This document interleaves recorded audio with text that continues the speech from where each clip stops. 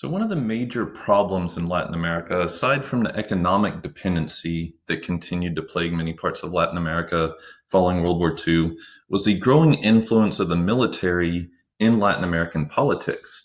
And military regimes are going to take control of governments in many parts of Latin America, including Brazil and Argentina and Chile and Uruguay and many others. And these military regimes supported strong nationalism.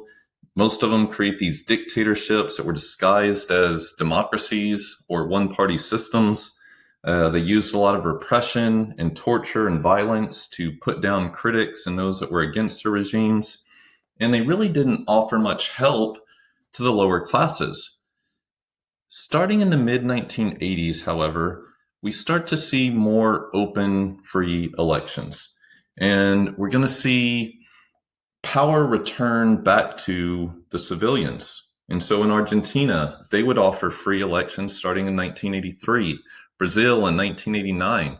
There was some resistance in places like Peru, where the Shining Path resisted free elections. There was also resistance in Nicaragua, where the Sandinista party tried to hold off free elections. And the Sandinista party had been very influential in trying to resist U.S. intervention in Latin America throughout the decades of the Cold War. Well, the Sandinista party is finally going to be forced out of Nicaragua in 1990, and following that, open free elections would follow there. We're also going to see free elections in Guatemala starting in 1996. And so gradually, starting in the 1980s and through present day, we've started to see open free elections take place in many parts of Latin America.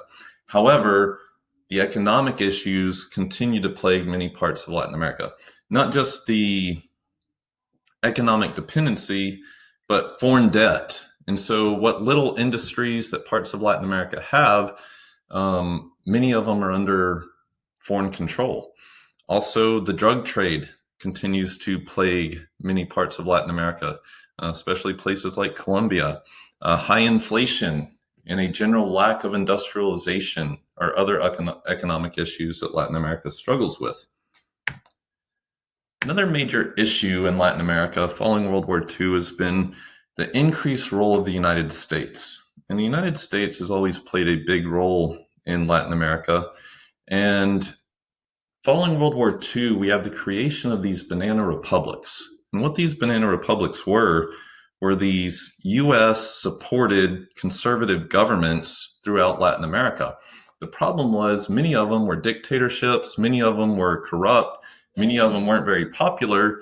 But because we were in the midst of the Cold War, the US propped up these regimes basically because they weren't communist, and they helped stop the spread of communism in parts of Latin America.